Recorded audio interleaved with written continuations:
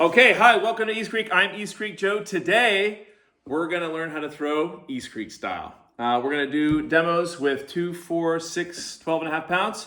This is about 2, and this is where we start with one of the isms. Start close to where you wanna end up. This wedged piece of clay is gonna go right here in the center in this line. I like to throw directly on the metal wheel head.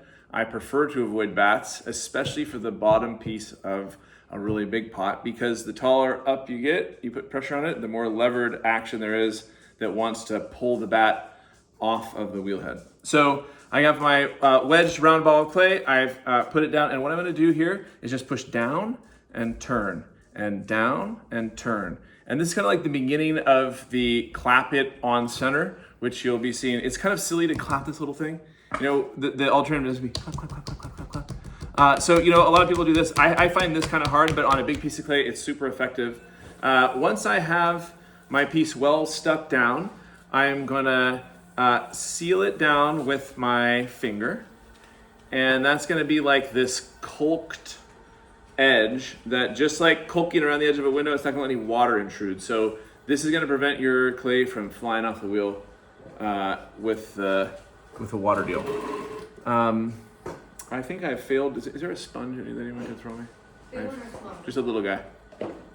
Oh, I don't like that one. No, I want Jamin. Sorry. No, that's okay. It's crazy little sponge. What is that thing? Okay, thank you. Okay, so I think of the wheel speed in a pretty specific way. Wheels that are American wheels almost always go way too fast for anything I can imagine.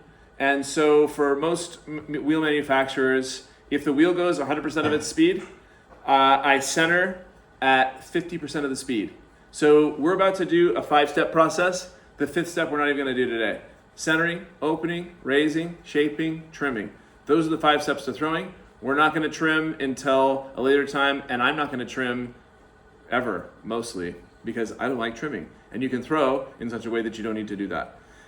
So these 5 steps, I like to think of those as really finite things, because from the biomechanics perspective, the best thing, you see somebody pulls up for a free throw, step, bounce, they have weird ritual. It's all about setting up your body.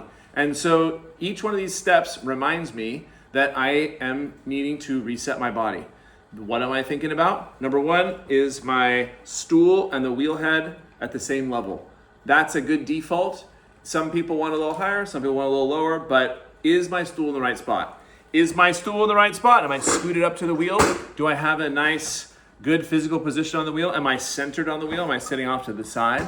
Is my pedal down in a place where it's reasonable and I'm not like reaching my leg way out to do something crazy or, you know, leaning way back? So, you know, just those basics, those things migrate with over time.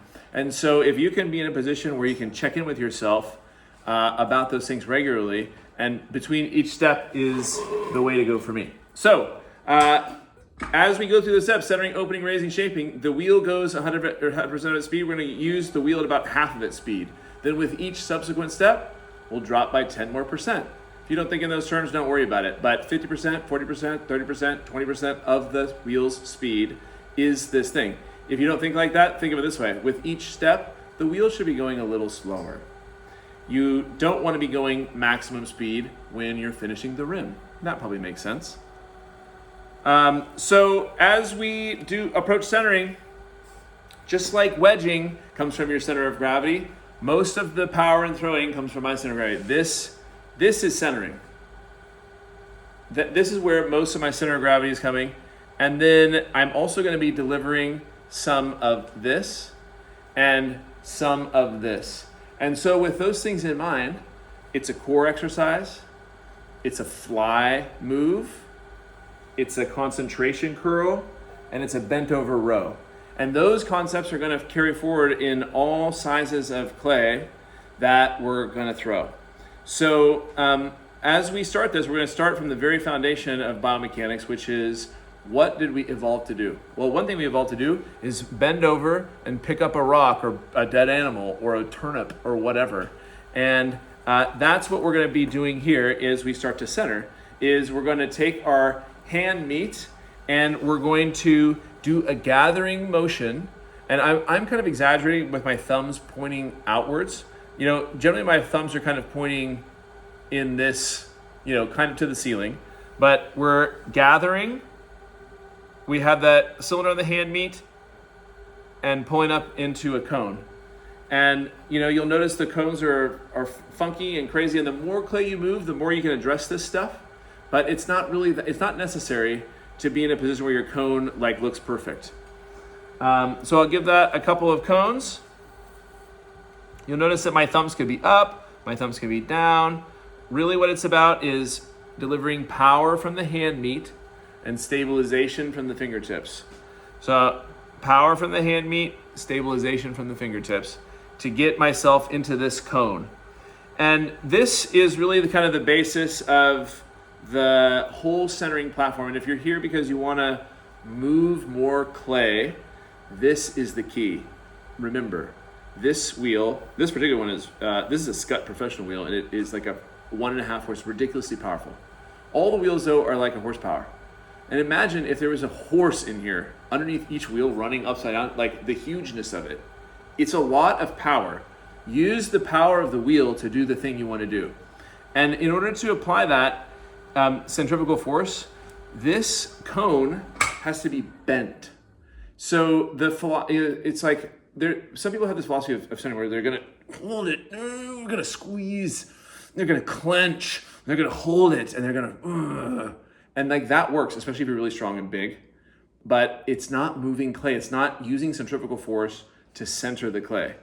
So really what you're trying to do, and again, so back to the hand meet corner, I'm trying to bring my hand meet corner into the tip of this cone, and then use both of my hands, and a lot of this hand is mostly stabilizing, to bend the cone forward and apply some downward pressure to this bent cone, and not push it over from the base. Don't let it fall like a tree.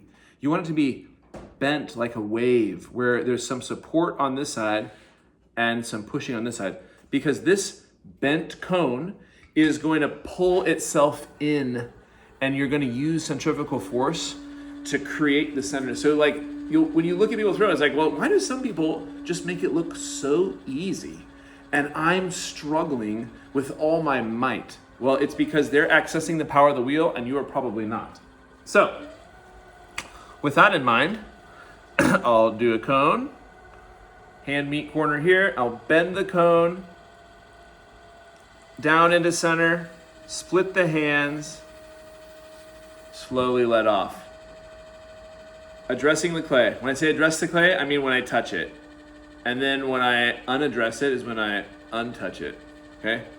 In both cases, it's not a flare. You're not, it's tempting to be like, oh my God, oh yeah, it's because it's inside, it feels good. But what it is more like the last card on a house of cards. Slow off, never jumping on, never jumping off. Those are gonna always poison your centered thing. This method also, the cone up, cone down by bending the cone, come down, split the hands, keep the hands moving to the bottom, slowly let off. You can repeat that if you don't have it centered, but that philosophy will start you at 2 pounds and will center you all the way up to 25. It'll result in pieces that are centered at about this shape. If you don't like that shape, you can always adjust the shape by making another move. So say I wanted to make a bowl or something, I could adjust that to make it a convenient shape. So centering, opening, raising, shaping. I'm centered. Now I'm gonna think, is my body in the right place? Yep. I'm not gonna keep saying this every single time, but it is happening internally every single time, and it should happen for you too. Just like when you get in the car, I hope you're buckling your seatbelt every single time. And you have some internal process that makes sure that happens, maybe, or maybe you live in chaos. I don't know. I do. So I have my centered ball, and now I want to have this forward compatible approach. Forward compatible, what I do now applies to a 25-pound ball. I don't have to make all new skills to do the next thing I want to do in my throwing life. So I have always found it to be easiest to open with my thumbs. And a lot of throwing teachers will teach you to open with your thumbs. The only problem with your thumbs is they're usually about that long. And if you want to make a pod that's deeper than about that, then you got a bit of a problem. So what I like to do is find the center and create the place for my opening to happen. And I actually have kind of a 3-stage opening that is all part of a continuum that starts with the thumbs, moves to the hands and the middle fingers, and then moves to a fist. But they always all happen in sequence. So when I'm throwing, I'm going to start off by finding the center with my thumbs and creating the divot that is big enough to accept some water. Then I'm left-handed, so I'll use my left middle finger here. But if you're right-handed, you might do the opposite. So I'm gonna go like this. You could go like this. You can see these are not that different of moves. But so what I'm doing is I'm gonna drive my middle finger down here. But I'm gonna brace my middle finger, and this is key, this kind of almost fractal bracing process. My middle finger is gonna be braced on my other 2 fingers. Then my middle finger is going to be braced on my other middle finger, which will be braced on these. Then my hand's going to be braced on each other. Then my elbow to my leg and my other elbow. So now I have this my body is touching itself in every place possible. And I'm going to use my downward pressure to open this. And as it's maybe hard to see, but this line right here at the edge, the secret to opening is that always moves out. If you're going down and that line is not going out, then you're likely to get off center. So the secret to staying on center when you're opening is that the thing must always be getting wider as you are going down. So that is going to keep applying and is going to be a really important and helpful concept. Once I have that, I'm gonna pull this towards myself just so that my 4 fingers fit in here. And you'll see that this amount of open is a really valuable thing because that's pretty much all I do. It's a lot easier to go out than it is to go in. So you might as well start small and be ready to go out. This is also how we make these really bulbous forms, is by starting pretty small at the bottom.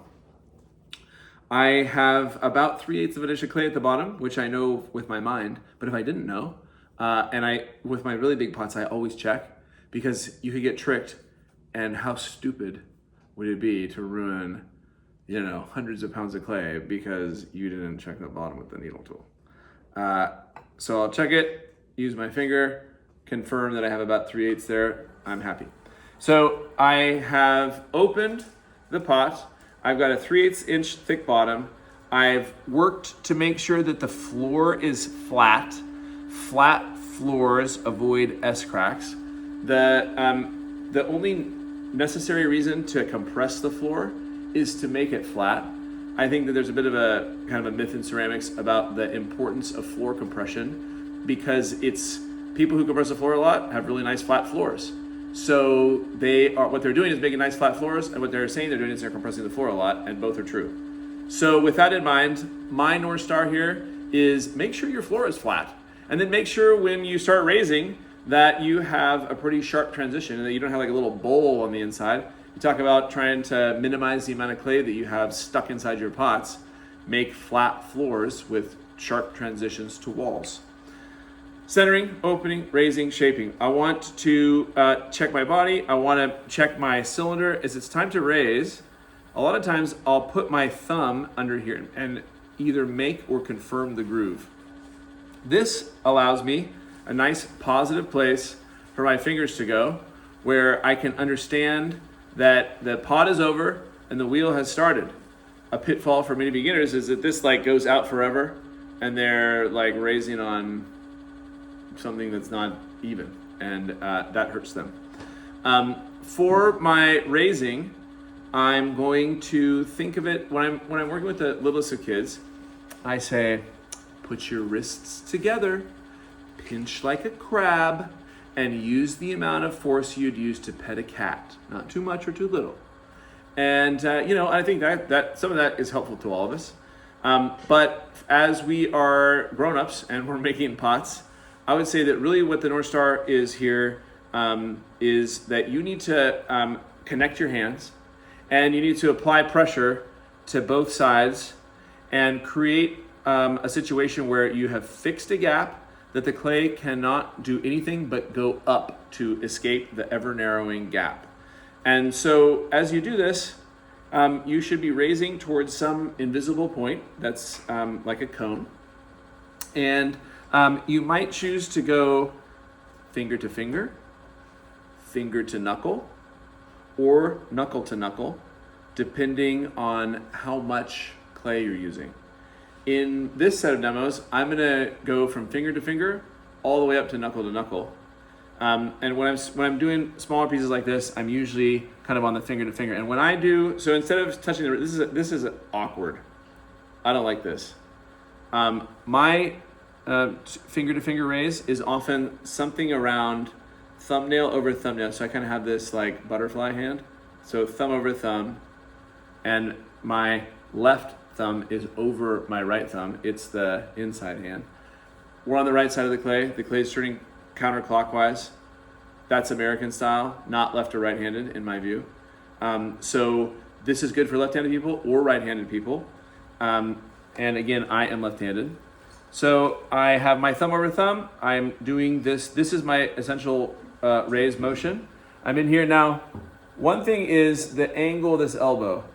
It can be easier at first to do this, but that's the maximum. And so I prefer to practice most of my raising with some kind of version of this, because this is a bent over row and a concentration curl, both of which are strong moves. You'll be able to do strong moves from strong positions.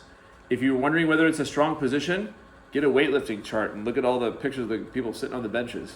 And like, if your body doesn't look like that, it's probably not that strong. So I will use this position to pinch and pull up, and I get 3 raises. My first raise is to move clay. My second raise is to make the top half as thin as it's gonna be. And then my third raise, my final raise, is to make the bottom as thin as it's gonna be. A lot of people are a little out of sequence there, where they attempt to finish the bottom before the top is finished raising. So then they're asking from the clay at the bottom of the piece more than the clay at the bottom of the piece is prepared to give. And then it will twist. So if you've been in a situation where your clay is twisted and rippled, it's because you've put more torque on it than it has fortitude to handle that. And fortitude could mean thickness, or it could mean stiffness, i.e. dryness. So my first raise was to move clay. My second raise is going to be to finish the top. See my thumb on my left hand? It's not touching the outside, but it's making really, really solid contact with my right hand. Also notice the speed of my hands versus the speed of the wheel. The relationship between your hand speed and the wheel speed is important. I like to do things so that I get 1 full rotation before moving on and 2 full rotations before coming off the rim. I never ever raise and go through the rim.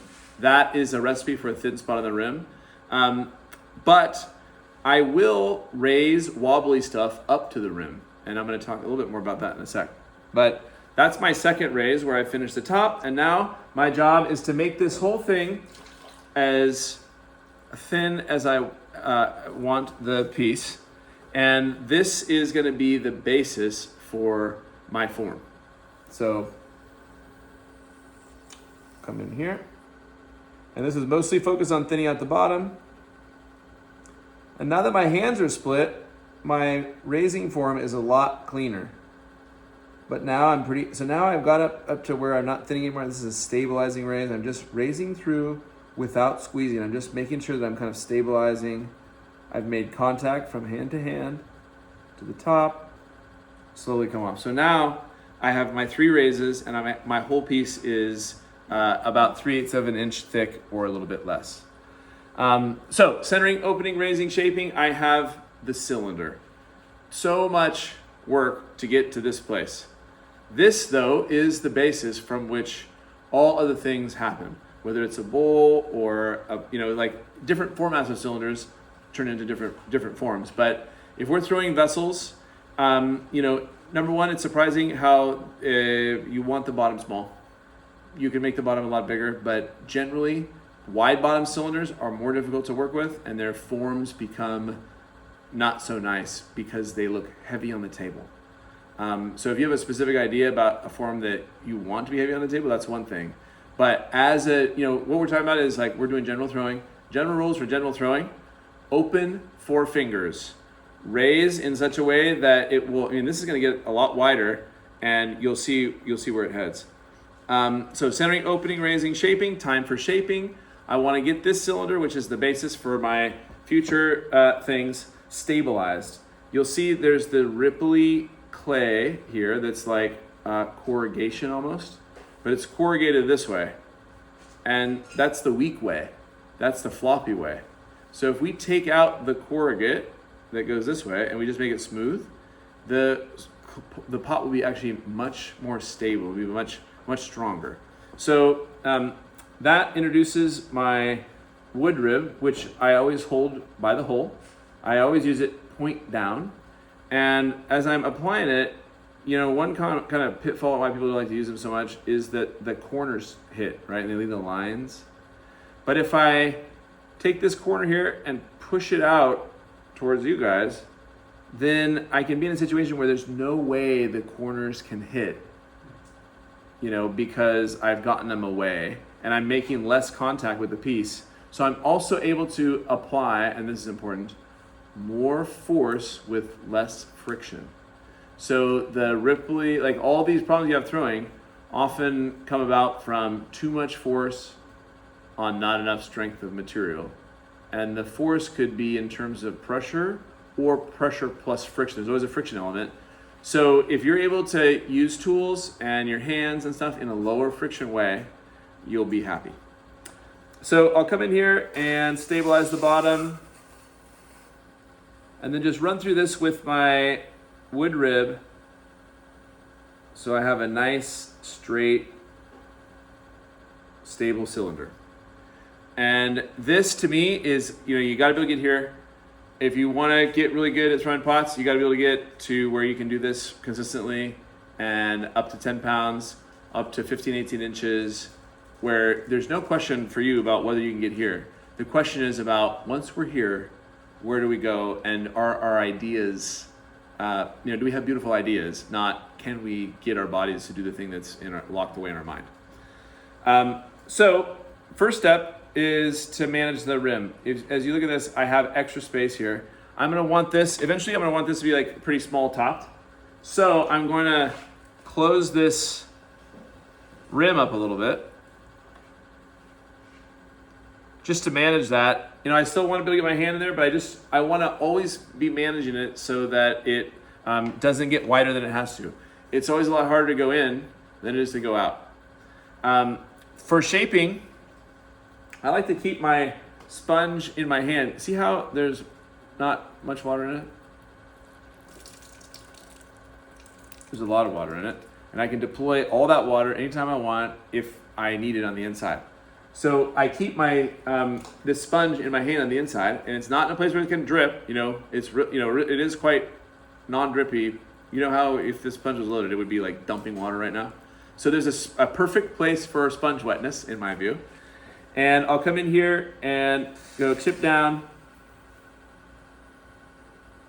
and I always shape against the rib. This also helps remove throw-in lines and keep the form strong. One thing you'll notice is that I reserve a lot of clay for the rim. This, you see a lot of pots that are like kind of have little orb shapes, or like they've run out of clay, and that's because look at how much I'm reserving here. This is like a third of the pot, and that is going to turn into both the shoulder and the rim. One key skill in making pots that are enclosed is making them smaller. And we call this collaring in. And a lot of times you just choke it and at this size, I could do some choking. But once you kind of get to like this big, so for really big stuff, you have that, you have to do that. But once you get to this big, it's kind of hard. So then there comes this 6-point choke where I'm touching 1, 2, 3, 4, 5, 6 points and making that smaller in that way. And that works really good because it doesn't want to make the thing so oval. See, when I do this, it gets really oval and doesn't want to go anywhere. But when I do this, it does want to move, but it want to move too fast and wants to get a little ripply. So to remedy that ripply thing, you need to do some stabilizing. Now, raising is a form of stabilizing, but also centering, the left side concept of centering. So I like to do this 5-point choke with a hook. So I have a 6-point choke on my right hand, and then I have my middle finger and thumb touching to make 5 points, and then I hook my pointer finger over the rim so that as I go in, that finger is stabilizing the rim itself. And this is kind of an awkward scale to really demonstrate this well at, but at bigger scales, when you say you want to move in from this to this, it's very, very helpful. So we'll see that as we move into doing some of these larger sectional pots, and we'll see the power of that move in that setting.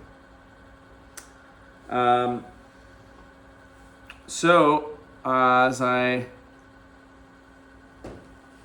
attempt to reserve clay, I'm gonna decide where the pot ends and the neck begins. I needed all this clay to get on the right track, and I'm gonna use all this clay just to make the little bottle top. So you see it's still a pretty good percentage of clay, and what the rim I'm gonna make is just a little bit of nothing. So it always takes more clay reserve for the rim than you think. It's always useful, in my view, to think of a pot in 3 parts: the base, the body, and the rim. What are the relationships between those things? And especially if you have these really big, heavy bases, you want big, heavy rims, and small, light bases, small rims. So being prepared to have the clay at the rim that you need is a crucial part of throwing effectively. So I've created the separation. I'm going to come here with my 6-point choke.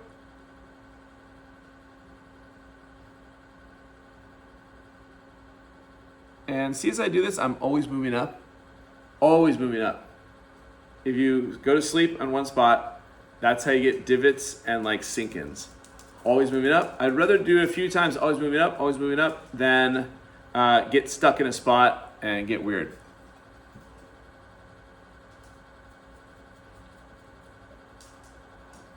I'll introduce this ism now, and you'll hear this from me a bunch of times. You hear a lot of pottery teachers saying every time you raise, you have to stabilize the rim like this.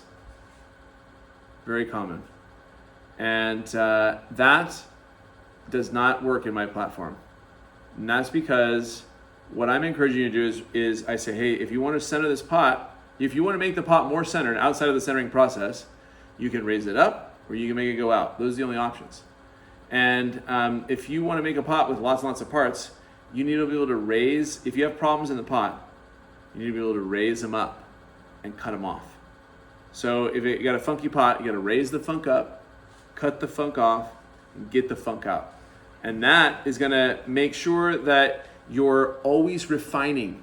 A lot of people are racing their pot. They're racing against the clock to some kind of an inevitable collapse. And that cannot be your way if you want to make big, giant pots. It could be fine for mugs.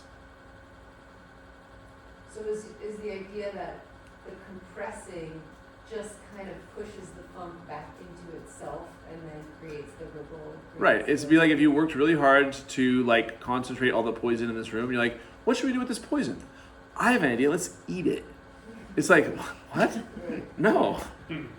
So that's how I would think of it. It's just like, look, it's just poison. Get it. You just get it out of the body. The reason why I have students do it is because often there's goop on that lip. So maybe it's more like wipe the goop with a sponge than Yeah, and Teenagers can't really do the pin tool trim off. That is actually pretty disastrous. well, I think that's where, you know, there's like the educator discretion, Right. because what I'll tell you is, I'll show you some pots that I made when I was a teenager in high school, and you will say, "Oh, you definitely used it." You know what I mean? Like, there are kids who for sure will do it, and to me, the question is not so much like what, and I don't know how to address this. This is a philosophical thing. A lot of lies have been perpetrated in order to make youth ceramics teachers' lives easier. One of those lies is that hollow pots explode. One of those lies is that you can't make things solid. And it's just like, no, that's just inconvenient for your teachers because they don't want to do the work to dry out your stuff. And, you know, as grown-ups, and there's no high school kids in this room, by the way, if you watch the video. So we can acknowledge that, and we can acknowledge that sometimes it's necessary to like help people understand things by showing them a consequence of their wrongdoing that's probably actually not going to happen. So, you know, I think when it comes to all these things, like we all have bad habits or habits that aren't going to work for our private personal practice and being the best part that we can be. And it's the same thing as that, like public health, you know, it's like following public health guidelines. That's not necessarily personal health. That's like what's best for everybody. And so, you know, when we're in here today, my thought is in my platform, there is no room for pushing that poison back down into your pot. There's always room for using a sponge to wipe the rim and even just use that as your final finished product. And I don't think of that as pushing the toxins back in. I think of the wood rib as the stabilizing rib. And then I think of the metal rib as the rib that produces the skin on your pot. And just as a small aesthetic thing, my North Star is I want my pots to look like they have undergone an intake of breath. Like a balloon, they have taut, stretched skin. There's some biology to this, you know, like the beauty of skin over bone, you know, those kind of things. Those are important aesthetic concepts that I want to bring into my Wheelspun work, even if it's just a simple vase. And so that's why I choose these tools. The other thing is in wood firing, the surface becomes pretty important. And if there are sponge marks or fingerprints or whatever, they will become a part of the work. And that isn't necessarily bad, but if it's unintentional, it's probably not good. Okay, my final step: centering, opening, raising, shaping, trimming. I don't, you know, trimming happens at a later stage. It's when the pot is leather hard or about the hardness of cheddar cheese. But I do like to use a wood knife to avoid trimming. So this step, you don't have to do this. You could turn this over and trim, but turning this over on this little neck is a pain. You gotta make a chuck or risk it or whatever. So why not just finish it now? So I'm gonna hold this tool like a pencil, you know, and I would be doing that in either case. And I'm gonna come in on the bottom and it'll be somewhere between cutting and ribbing. And I'll use this to clean up that kind of extra bit of support clay that I couldn't get out when raising. This goes back to my third raise when I said the first raise is to move clay, the second raise is to finish the top, and the third raise is to finish the bottom. Well, I did that, but there was still some extra clay at the bottom I don't need for the pot. But I didn't have the skills to get it out. So I'm gonna now get it out because I remember it's there.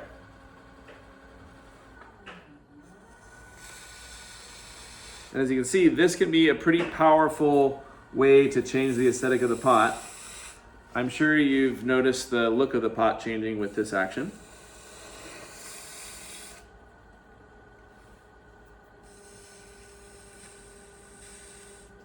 So we'll do this. Give it a little cleanup. I can use this both as a cutting thing and as kind of a rib. I'll do that. All done. Now my next thing is regarding taking pots off. I'm obviously not using a bat, so I have to cut this off and pick it up. And I'll do that after I wipe my hands off. Get the clay off of there.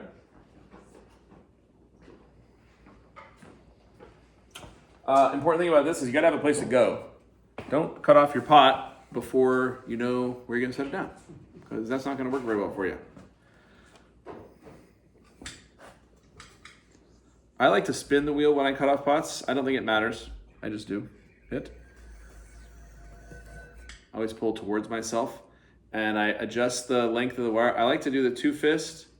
So I take the wire, I like to grab it in 2 fists and then either wrap 1 or 2 fingers around it and then use my thumbs to push down so I can have this really tight wire.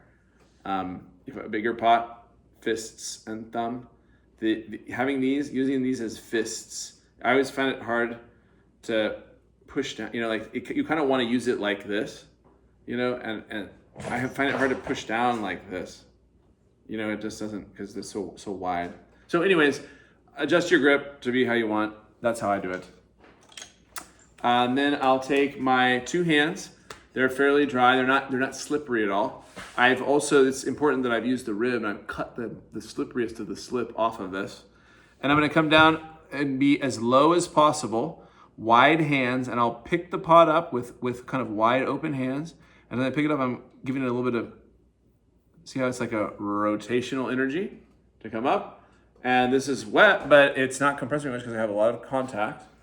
And I'll go over here and put it in this predefined spot that I already have in my mind.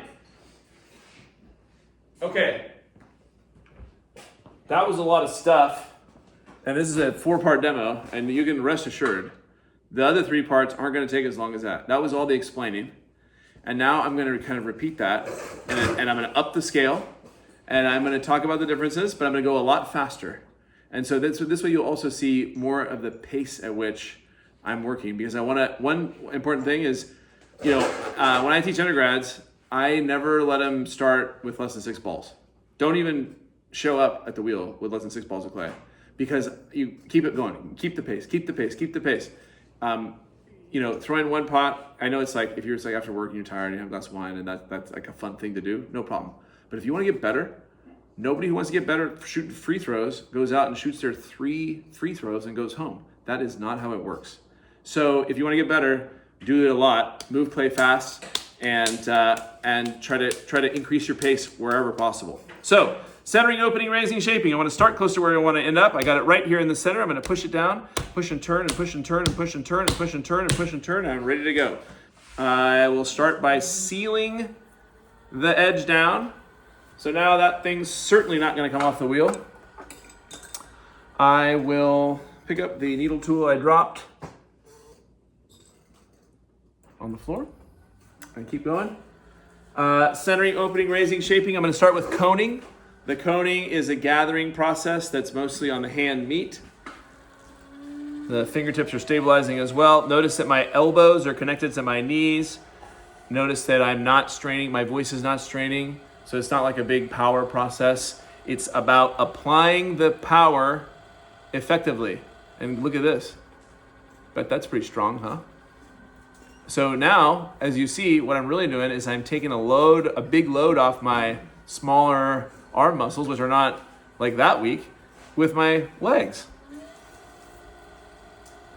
So I'll give it the cone up. Hand meet corner. Put the tip of the cone in there a little bit low. We're going to bend that over, take advantage of the power of the wheel to come down into center. Split the hands. I've got a little goober on the wheel, so I'm using the back of my thumb to just kind of clean that up. One thing you'll notice is that I won't get myself too concerned with centering perfectly, because every time I raise, it gets better. And if you have that philosophy, like every time you touch the clay, it's gonna get better than it was, then you can keep going and going forever and ever. But if you're racing the clay to collapse, then that's a very limiting thing.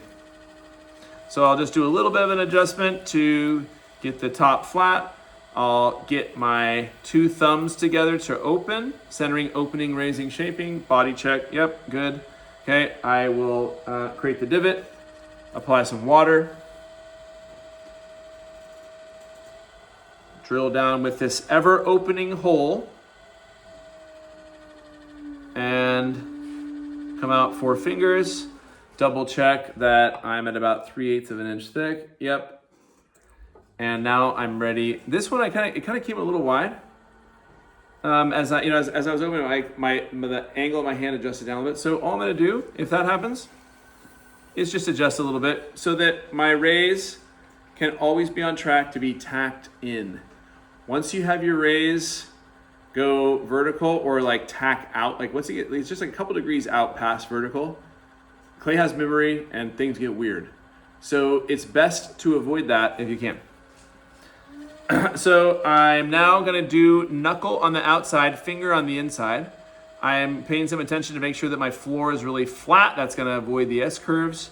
I'm gonna, when I raise it with the knuckle on the outside, I'm gonna curl my knuckle over, and then this little zone right here is gonna fill with slip. It's gonna be like a little self-licking envelope. And as I do this raising, that slip is just gonna kind of continuously apply to the surface of the work. I'll come in like this, and on the inside I'll be fingers, and you'll notice I'm holding the sponge with a thumb. It's back here, so it's not really affecting anything, but it's just there in case I need it, if I want to do a little water deploy. I'm actually gonna put it down.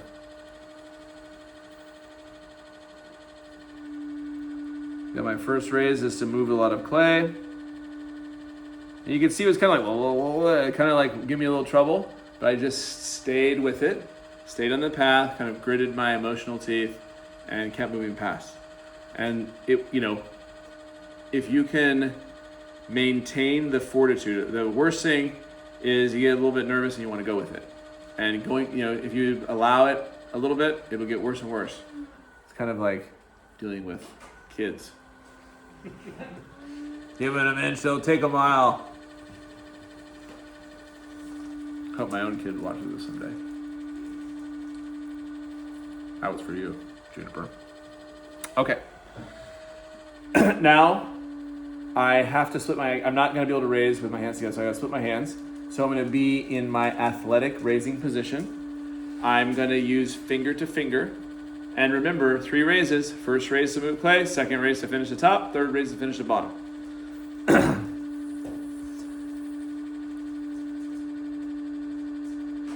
So I am making progress on the bottom, but I'm not making it so thin that there's any worries. Now, right there, I'm at the minimum thinness, and I'm gonna carry that minimum thinness through.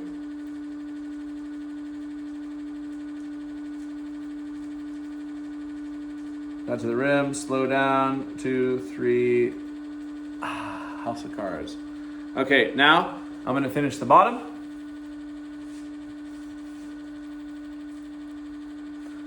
Back here, super stable position. Now I'm making this as thin as it's gonna wanna be, and look at it wobble down there a little bit. You see that? See those little wobbles down there? Those are what I would call complaints. That's like what the clay does.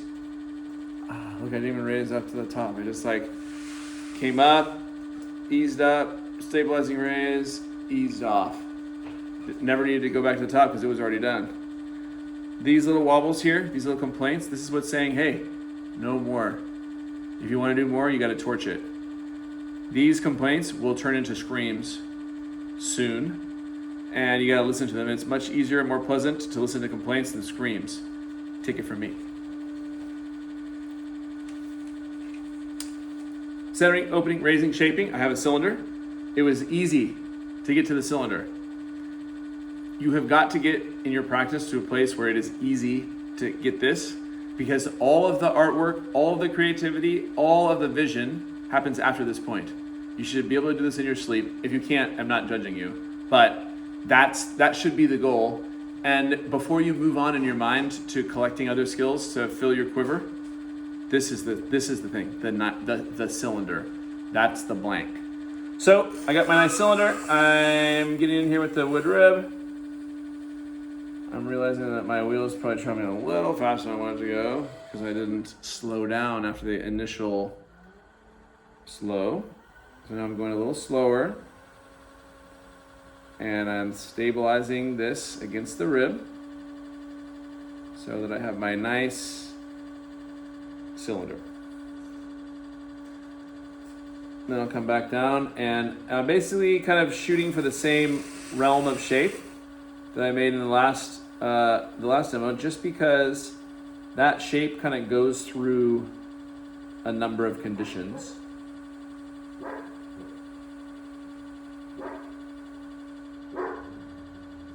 Notice how much clay I'm reserving up here. A lot of clay. How much water is sitting in the bottom? None.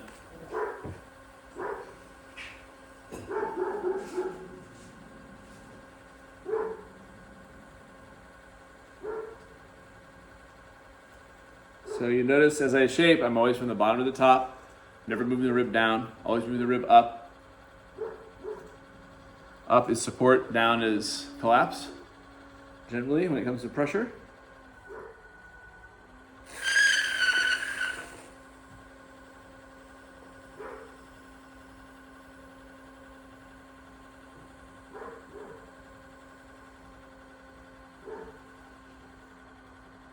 So since your pot is wider than belly, did you consciously leave some weight, or were you pretty 3/8 all the way up?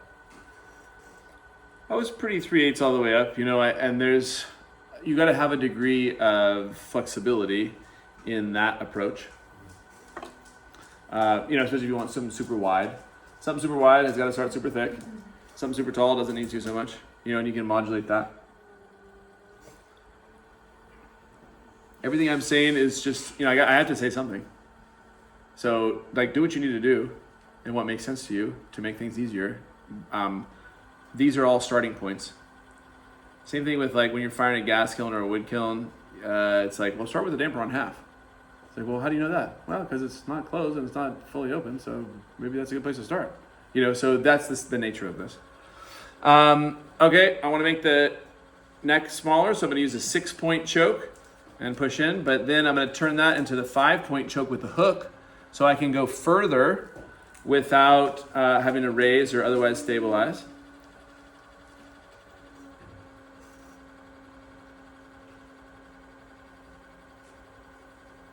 The only thing that's going to really stop me is it gets so thick. That I'm going to have to raise. And when I raise that thickness, you'll notice that this funk has, all the problems in the pot have come up to the top. And so this is where I'm going to avoid, this is where it's really important to avoid compression, because these are very poisonous issues.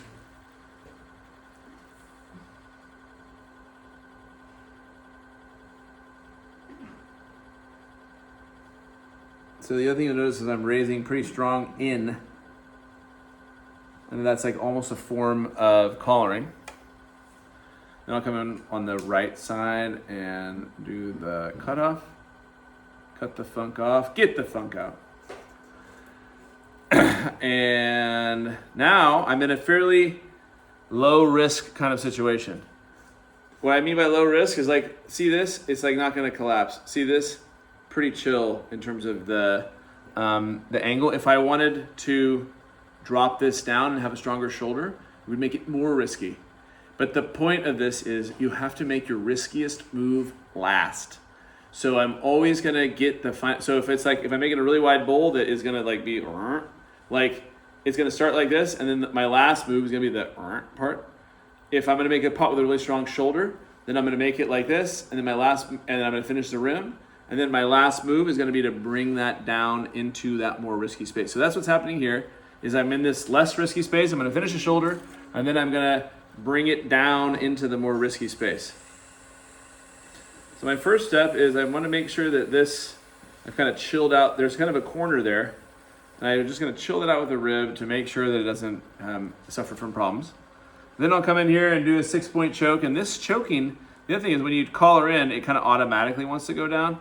So it's nice to just know that and start up so that you don't get weird. And you see that already kind of was threatening to go down. You see these complaints coming into my life here. But that's okay because we're almost at the end. If we were not almost at the end, I would be getting the torch. The torch is your friend. I really want people to love the torch and use the torch all the time. your life will be better. It's a little scary at first, but I promise it's worth it.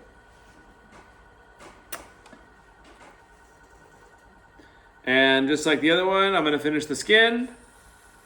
I'm going to start thinking about where I'm going to place this finished pot. I'll cut it off. Oops. Can't forget the wood knife. Clean up the bottom with the wood knife. I always want to at least have an undercut with a wood knife because that will add a dimension of shadow to the bottom of the pot that'll make it look pretty much universally better on the table. And so I almost always want to have that that little feature.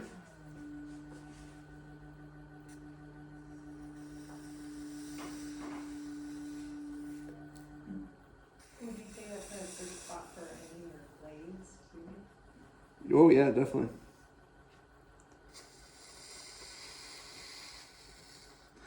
But as a wood fire, I just say, "What are you doing, Glaze?" Okay, so I got my finished pots. I have the place in my mind where I'm going to put it. I'm going to cut it off, carry it over there, and then it'll be time for the 6-pound demo. That's when it starts to get a little interesting in terms of size. If you're an experienced thrower, this is probably well within the realm, and I hope it is. And now you'll start to see how I modify these skills to make bigger pots. And then we'll use those skills and we'll stack them to make really big pots.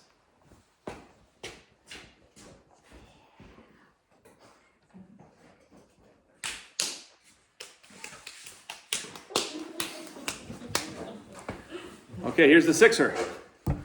Now we're doing all the same stuff, but again, even a little bit faster and with less stuff to say. So start close to where you want to end up. Clappy, clappy, clappy, clappy, clappy, clappy, clappy. Seal it down. Good to go. Time to center. Hand meat, gathering.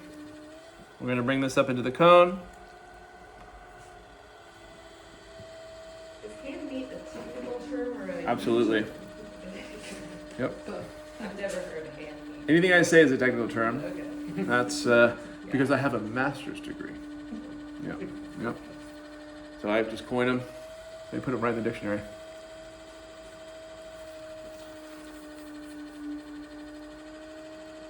One thing is if you have any kind of strength problem with this and the fly is difficult, you can, with your left hand, migrate back into yourself.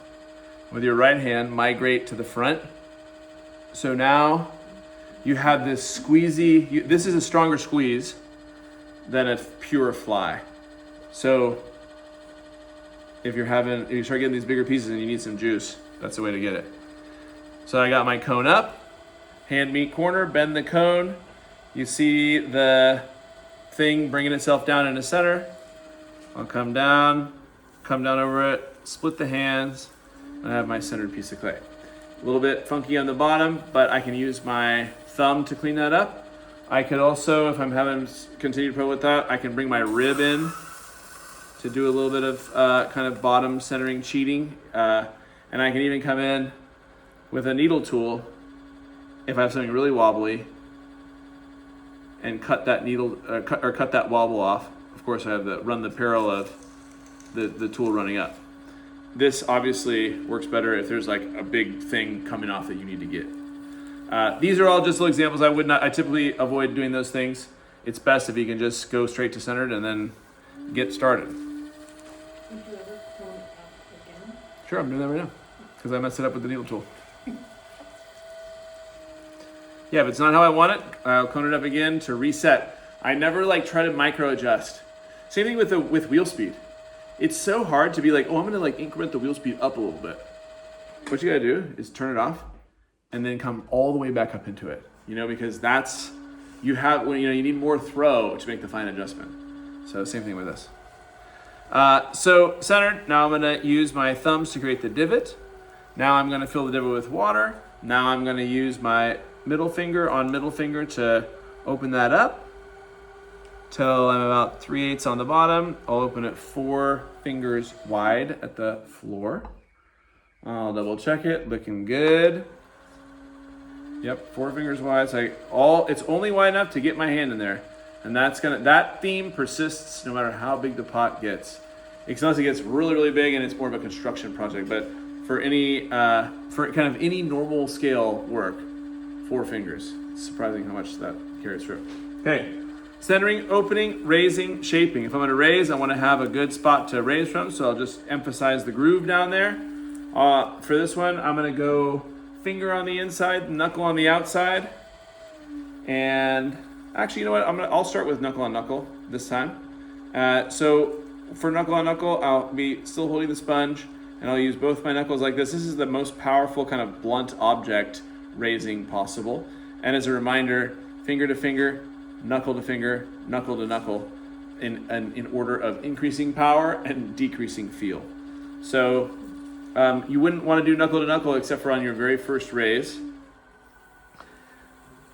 And I'll come in here, and as I do this, you'll notice that I'm traveling inward a little bit, and then watch my right hand as I get to the top roll over towards the left hand. It's rolling up, and it's exaggerated a little bit. You always want to be rolling over at the top rather than kind of dying, fading, because if you're dying, it's gonna open up and get out past this magical tacked in zone. So so that's my first raise to move clay. My second raise is to finish the top, and put my sponge over here. This one is going to be finger to finger. The work is happening off my middle fingers. Everything else is stabilizing.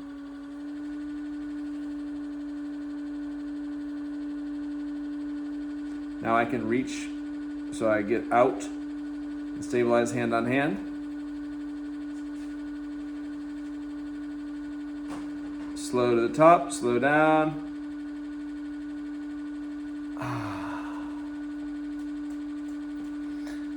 Now I got my third, so that's my second raise. Now it's time for the third raise, and that is to finish the bottom. I'll do just a small amount of top management here, just to keep the thing tacked in. Is one of the things you're working on the bottom sort of creating that L shape, or did you do that in the very beginnings of the opening and? Both. I'm just always managing that flat bottom and the sharp transition from the bottom of the wall. And look at that bottom, look at that little wobble down there. And see how it's like kind of exacerbating even now? It's getting a little worse. That's perfect, because that means I've done the most. I know I can fix that. And I've done the most I can do on this clay with the amount of moisture that it has. So that's a good clue. And that's why I always say look for the complaints, because then that's a clue for that you've gone far enough and you can stop. Because now I will come in with my rib centering, opening, raising, shaping. I'll do this. I'll start with shaping, and now all that strength that I needed and all that support clay that down at the bottom is going away. I guess it's gonna not go away. It's gonna stay right there on the side of the pot.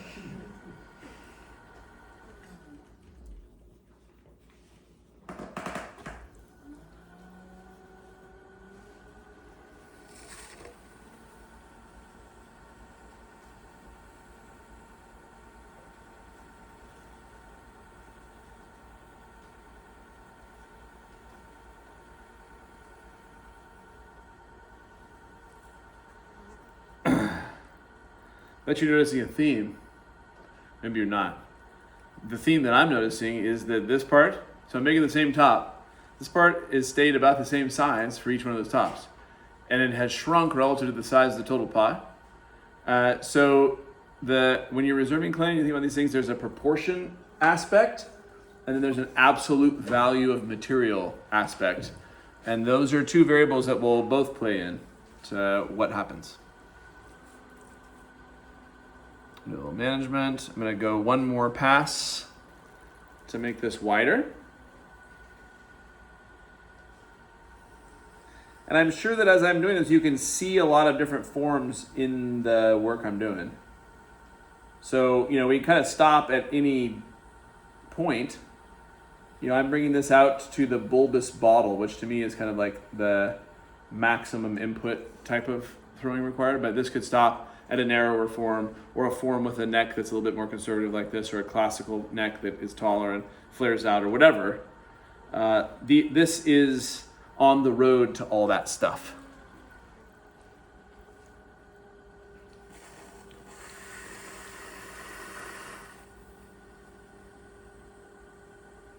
So you notice I do a lot of stabilizing with the wood rib. You saw it was pretty messed up down there. And I really stuck that and held it firm. And that was crucial to kind of getting hold of that. If I didn't have those skills, I'd be on that with a torch. And the torch is what will make up for the skills you don't have, and will help push your skills along.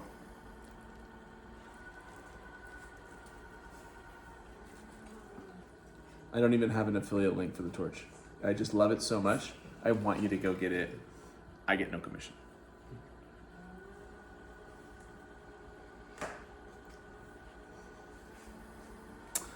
Okay, I'll do my 5-point choke, so 6-point choke. 5-point choke with a hook. Come in a little bit, and I'm always moving up as I do that, even if it's hard to see. And then I'll come with a raise.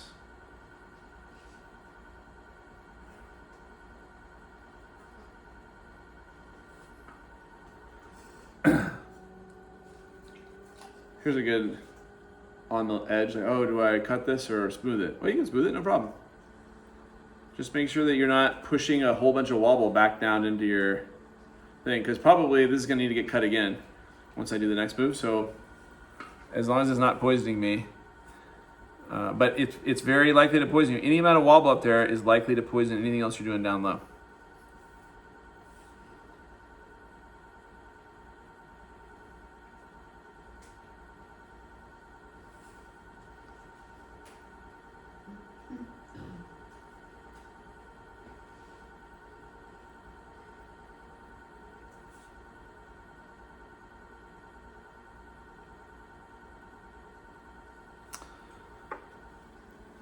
Okay, I have a basic shape. I can keep fiddling with that, but I'm not gonna.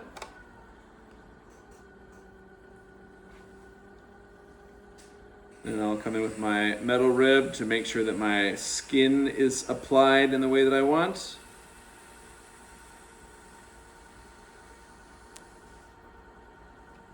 And if I'm having this kind of issue, I can come in and stabilize here a bit.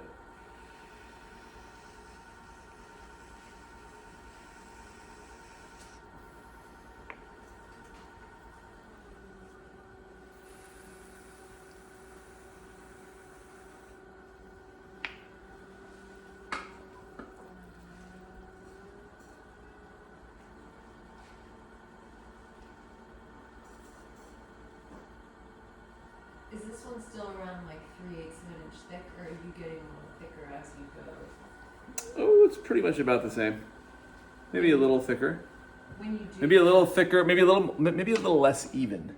Like maybe it's about a little bit thinner here and a little thicker there, just because that's what physics requires of me.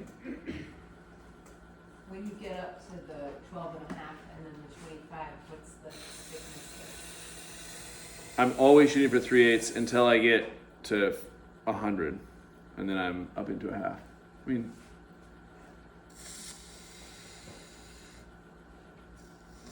one nice thing about big pots is they're not really getting moved around so much. So they can get way heavier without it being weird. And it's also surprising how heavy the biggest pots really are. I mean, they're hundreds and hundreds of pounds. They're gigantic. They're made with tons of clay.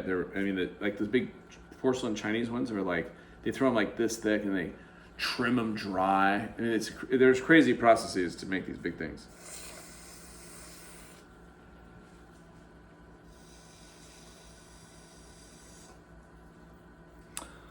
Okay, clean up the bottom with a wood knife and cut off.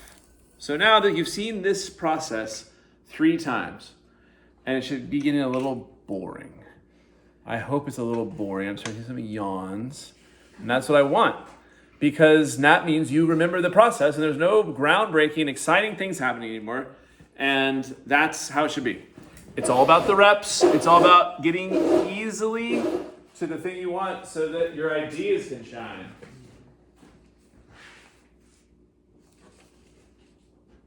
Okay, last one.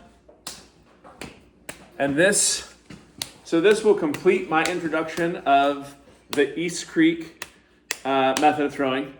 This is basically from wedging to the largest piece of clay that you would use in a single part pot. You know, I don't make that many 25-pound one-part pots. It kind of feels like this 12.5 pounds feels like this kind of upper limit to a vase, or like something that would, or a pitcher, or something that would be in the home that's not like a purely transcendent art piece. You know, once you start in a 25-pound thing, like what you're doing, it is not so much engaging with the home and with the, you know, a more typical ceramic tradition. So, when you start building those substantial pieces, there's all kinds of new things to think about, and we'll get into that in our throwing multiple parts and throwing platters. So, same thing, clap, clap, clap, clap, clap, clap, clap. You can see how this is getting more and more important for me to do this, and that as it's bigger, it's more and more effective. I can also go a little faster.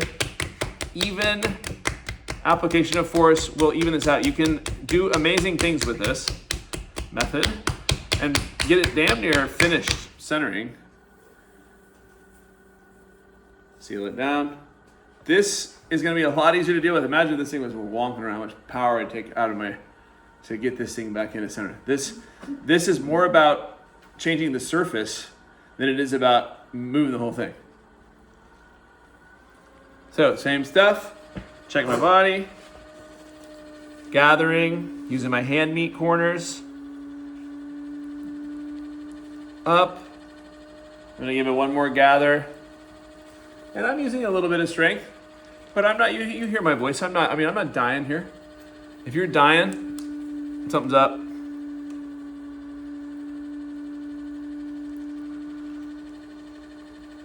Got my cone. Bend it over. Gonna pull itself down into place, and then I'll split the hands and come down over the thing like that.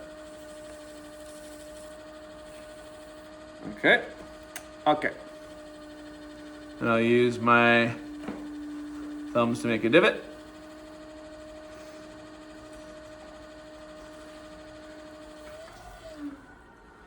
Now this one is going to be the first one where I introduce my open forever technique.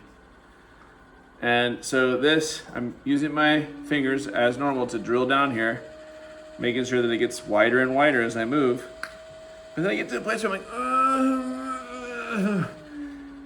man, it's starting to get a little hard. I don't like to do hard work.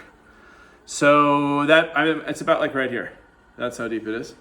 And what I'm going to do now is get back into my get back into my raising position. So I'm gonna have my right arm on my right leg. So this is just like it'd be raising, right? But instead, I'm gonna drive this knuckle down. So I'm in this this is a pretty boom, boom, like a powerful punching, back to the violence. It's a powerful place.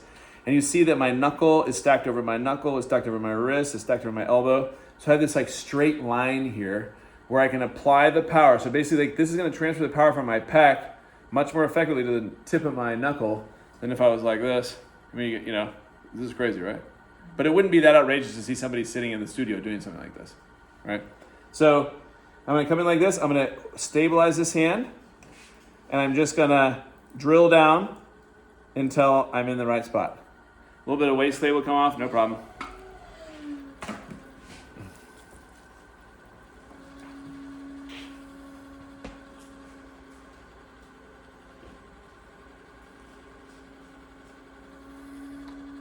Always worth looking in there, making sure you don't get too shallow on your bottom. One's good. Once you get experience, you can just hit it with the needle tool really quick, and you can tell how thick it is. Boop, So do it. If you just do it 100 times and test it, and then you'll have a good feel. The solution to almost every pottery problem is to practice the skill 100 times. Do it 100 times? Oh, I can't do this. Would you do that 100 times? Nope. Nope. Okay. Well, easy answer. The other thing I love is when people say, "Oh, I don't know what to make." I always ask the question, "Well, what do you have sketched out in your sketchbook?" And their answer is always, "I don't have a sketchbook." Always. And when people lose a pot, here's another funny thing. This is the last one. When people lose a pot, they say, "Joe, have you seen my pot? I lost it." And I said, "Did you print your first and last name clearly on the pot?" And you know what they always say? No. A couple of these little nuggets of wisdom for you. Okay, I got it wet, knuckle to knuckle. One thing I'm gonna do is as I do this, see how like I started off and I ran out of water. Because I ran out of water, I was filling up my little slip well in here. So now I'm gonna just give it a little more. So my slip well is full, and I can come through here. Now it's like this self-licking envelope, and I can come through and raise and move as much clay as I can. See my right hand rolling over a little bit. Bloop. I'm exaggerating now. Okay.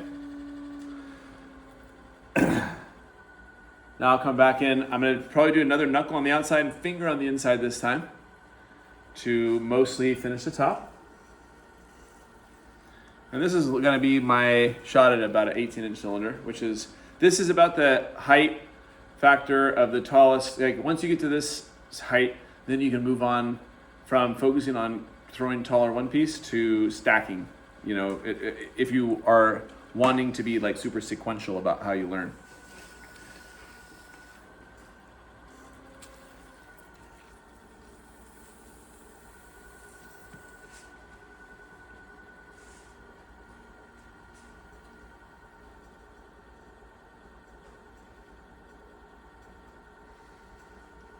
And as soon as I get my thumb out here, I'll do it. Stabilized.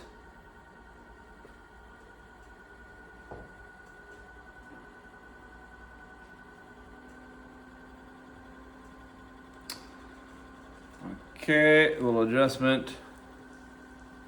And see when I make this adjustment, see how I'm see this? That's really helpful. And you see these people that are able to move clay really fast, a lot of times they got this cheat finger, hooking cheat fingers, you know? So a little like compressing a little bit. Yes, I think it is. I think it's exactly what it's doing. But not if it's funky. I cut it off before I did the compression because I wouldn't want to compress the funk in there. I don't want to eat the poison.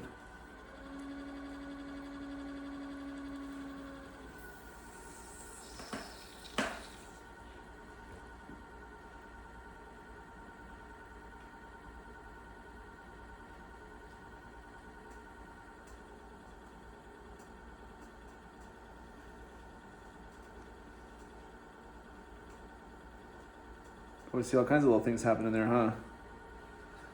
But they're just within the realm of fixability. If I start getting much more pressure on this, so really I'm raising, but my eyeballs are down at the base, making sure that I'm not applying too much pressure up here for the strength I've got down there.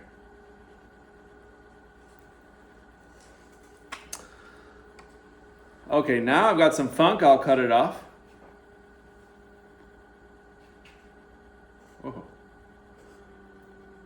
And then I'll come in with my wood rib at the bottom. So when you shape with the wood rib or compress the walls, or what's your inside finger? Is it more of a knuckle or like straight? Okay. Because I see, and then you're. So I have my sponge in there, but I'm going between my finger and my rib, but my finger is like making a long gap, and my finger is down and straight like this. Okay. So it's inside. Just to compress.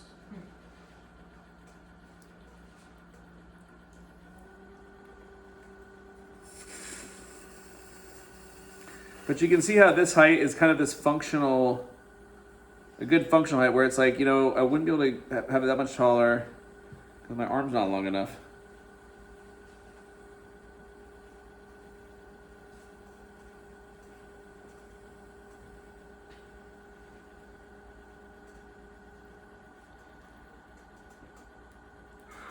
Okay.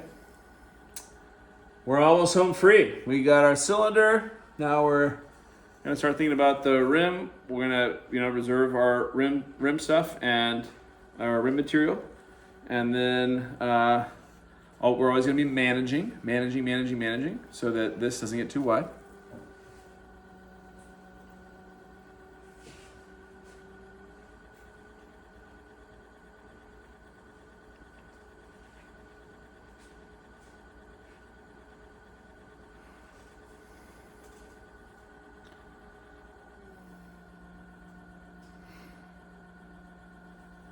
If you were really changing the shape, like giving it a big belly and you're using the wood rib on the outside, would your left hand be fingertips, or are you always using that side alongside your finger? I change my fingers as I need to and see fit, but mostly the long side.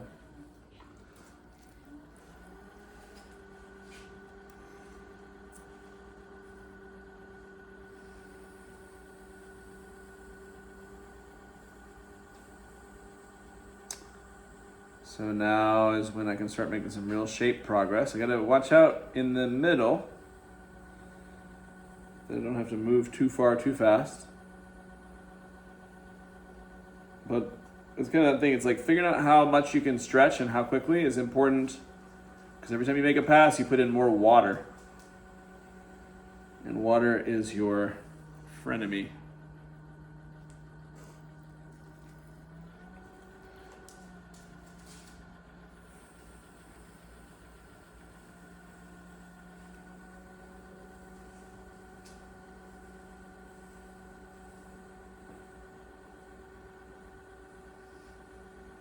So look at the wobble upstairs.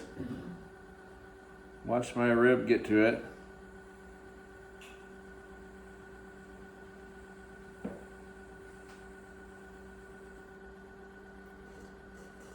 Okay, so now I've got that. I was using the rib, pushing the wobble, push it. Now I stopped the rib here. Now I just have to deal with this. So I've concentrated my problems into a place that I can address them.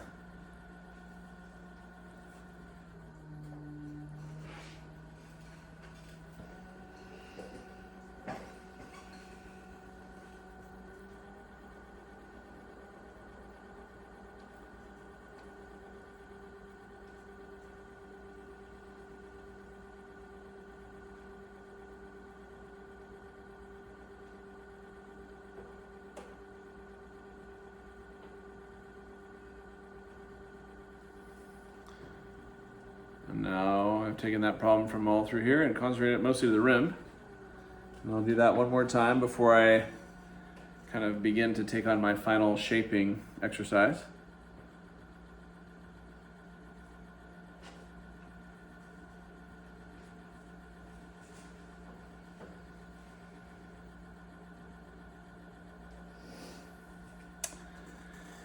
And I'll come in with my wood rib to finish shaping.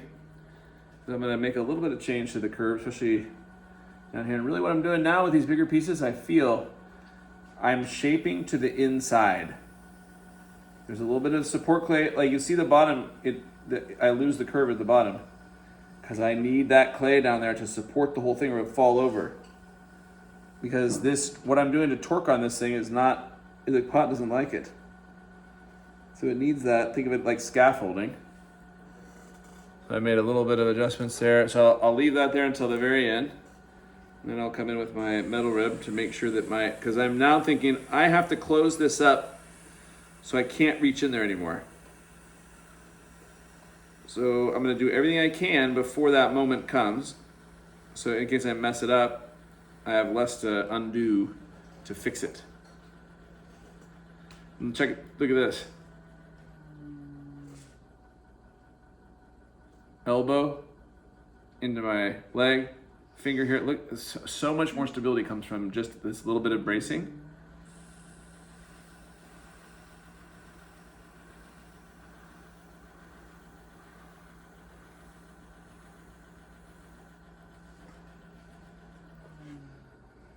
Okay, so now I'm set up. I can cut this last bit of funk off of here and then make the rim how I want it. And then have lunch.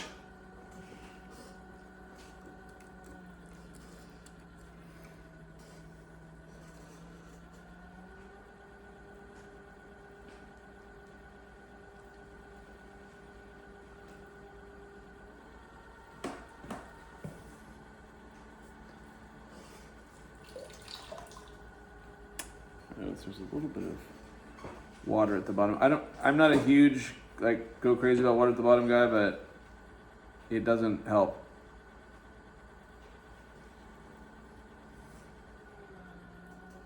And I got my 6-point choke. Keep it moving up. And this is another kind of concept where this is all low risk, right? Low risk. And what I'm gonna first do, set the rim. This will be eventually how wide the rim is.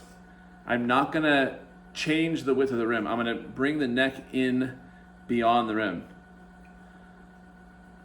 So what that means is I'll finish the rim right now.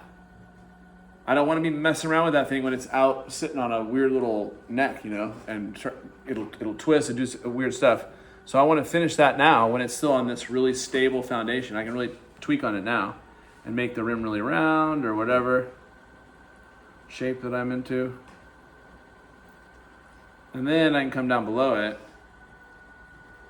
and adjust.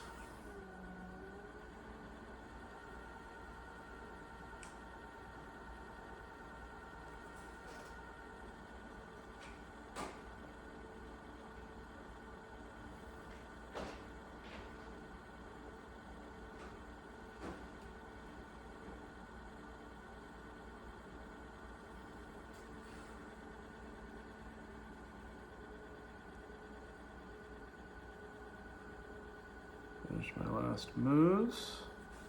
Riskiest move last, right? So I'm dropping the shoulder down into a place that makes me feel a little excited and scared. But that's good because I think we can see that as viewers, and it's an enjoyable thing to look at in a pot. And I'll come in to finish off my skin. That sweet tumescent biology.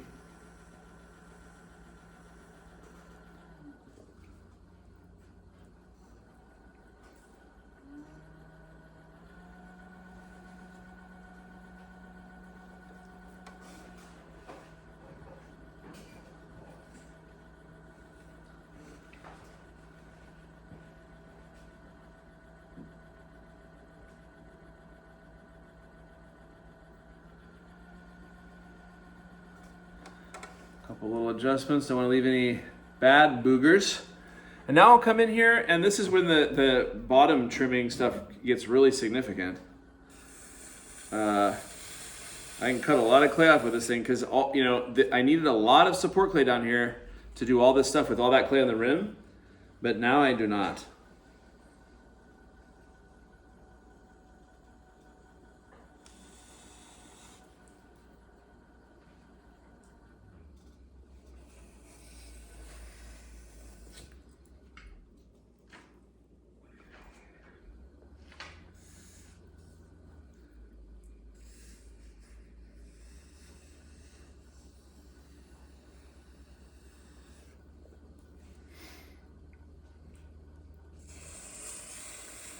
This is probably the most challenging thing to learn because it takes a lot of messed up stuff, like badly messed up. And what you have to learn is how to grit your teeth and hold the tool super firm and not let the impending doom feelings get to you.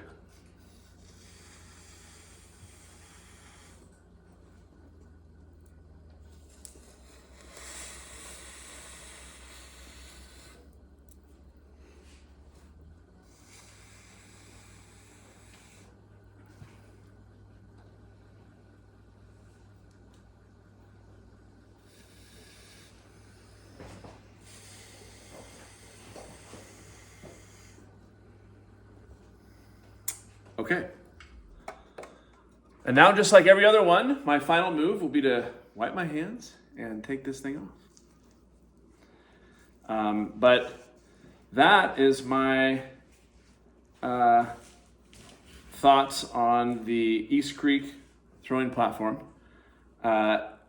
It's centering, opening, raising, shaping, applying the center of gravity through the straightest line possible at every move, and applying that via the biggest muscles that you possibly can. And a lot of times that means your chest, your shoulders, back, and biceps and legs. And avoid too much. You know, you probably noticed during this, you never saw my wrist like this. You never saw my wrist like this.